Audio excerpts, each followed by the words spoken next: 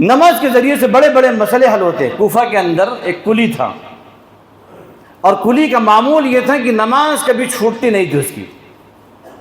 یہ بچوں کی ذمہ داری، انسانوں کے بوجھ پہ، کندھے پہ ہر شخص کی ذمہ داری ہوتی ہے، اور ہر شخص ذمہ دار ہوتا ہے۔ اور اسلام میں جہاں عبادت اپنی اللہ تعالیٰ نے کہا کہ کرو، وہیں کہا کہ اپنے بیوی بچوں کا بھی خیال رکھو، ان کی حق تلفی نہ ہو پائے، حقوق اللہ اور حقوق العباد دونوں ادا کرتے رہو۔ اس شخص کے کندھے پہ ذمہ داری اپنے بیوی بچوں کی تھی، اس کا کام یہ تھا کہ بوجھ کو یہاں وہاں پہنچانا، اور اس کے پاس ایک خچر تھا، خچر کے ذریعے سے یعنی گدھے کے ذریعے سے سامان کو یہاں وہاں پہنچانا۔ اتفاق سے ایک دن لے کے نکلا وہ۔ یہ واقعہ اس لیے بتا رہا ہوں کہ نماز کے ذریعے سے ہمارے کتنے مسائل حل ہوتے ہیں، اور اس بندے کے کتنا بڑا مسئلہ حل ہوا۔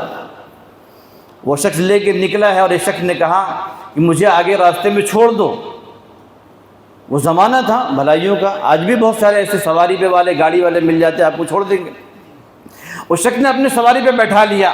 چلتے چلتے ایک راستہ ایسا آیا کہ دو طرف جا رہا تھا۔ اس نے کہا کہ کہاں جانا ہے آپ کو؟ اس نے کہا مجھے اس طرف چھوڑ دو۔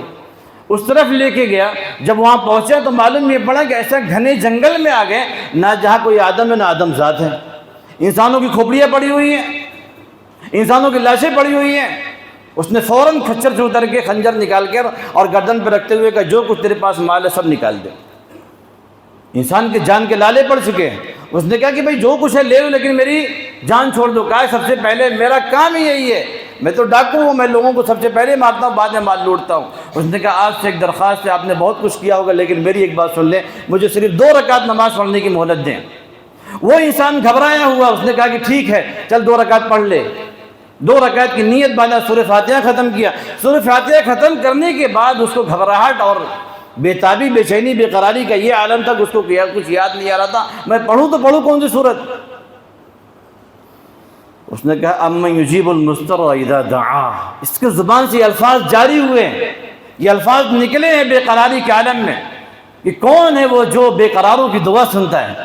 اللہ ہی تو سنتا ہے۔ امن یجیب المضطر اذا دعا، روتے ہوئے کہا اس نے، جب یہ الفاظ پڑھ رہے ہیں، ابھی نیت باندھے ہوئے کپ کپا رہا ہے، اللہ کی طرف سے گھوڑ سوار نمودار ہوا، اور اس نے فوراً اس سے گردن کو قلم کیا، اور یہ نماز کو جلدی سے ختم کر کے اس کے پیچھے بھاگا۔ کون ہو آپ؟ کہا جس امن یجیب المضطر کو پکار رہے تھے اسی کی طرف سے بھیجا ہوا میں ہوں، اب تم امن میں ہو، تم جہاں چاہو جا سکتے ہو۔ یہ ہے نماز کی برکت۔ جب تک امت نماز پڑھتی رہتی ہے میرے دوستو، تب تک امت کے ساتھ مدد بھی رہتی ہے۔ سلطان صلاح الدین ایوبی رحمۃ اللہ علیہ کا نام کون ایسا مسلمان ہوگا جس نے نہیں سنا ہوگا؟ ہر وہ باشعور مسلمان جانتا ہے سلطان صلاح الدین ایوبی رحمۃ اللہ علیہ کو۔ سلطان صلاح الدین ایوبی رحمۃ اللہ علیہ وہ شخص ہیں جو دوسری مرتبہ مسجد اقصی کو آزاد کرائے تھے، اور جس مسلمان کے اندر نمازوں کی پابندی آتی ہے وہ مسلمان باشعور بھی ہوتا ہے، دنیا سے باخبر رہتا ہے، بے خبر نہیں رہتا۔ یہ بات یاد رکھیں، جس مسلمان کے اندر دینداری رہتی ہے، مسجدوں میں آنے کی پابندی رہتی ہے، وہ دنیا کے حالات کو بھی جانتا ہے، اور جو مسلمان مسجدوں سے دور رہتا ہے وہ دنیا کے حالات سے بھی بے خبر رہتا ہے، اس کو پتہ ہی نہیں ہوتا دنیا کے اندر ہو کیا رہا ہے۔ آپ کو پتہ ہے اس پوری تاریخ میں پہلی مرتبہ ایسا ہوا ہے کہ مسجد اقصی میں عید کی نماز نہیں ہوئی اس بار۔ 2 ارب اتنے مسلمان ہیں، کتنے؟ 2 ارب دنیا کی نظروں میں سرکاری ریکارڈ پہ آ سکتے ہیں، رجسٹر میں آ سکتے ہیں، اللہ کی نظر میں کتنے ارب ہیں وہ تو اللہ ہی جانتا ہے۔ اس محفل میں کتنے مسلمان ہیں اللہ کی نظر میں اللہ ہی بہتر جانتا ہے۔ ایمان اسلام کا مسلمان کا دل کے اندر ایمان اور نماز کے لیے مسجد تک نہ آنے پائے، اور غور کریں کہ ہم کیسے مسلمان ہیں۔ حیا علی الصلاۃ کی صدا ہمارے کانوں تک آ رہی ہو، مؤذن پکار رہا ہو، مسجد تک نہ آنے پائے، وہ ایمان ہمارا، تو ہم کیسے مسلمان ہیں؟ ذرا غور تو کریں۔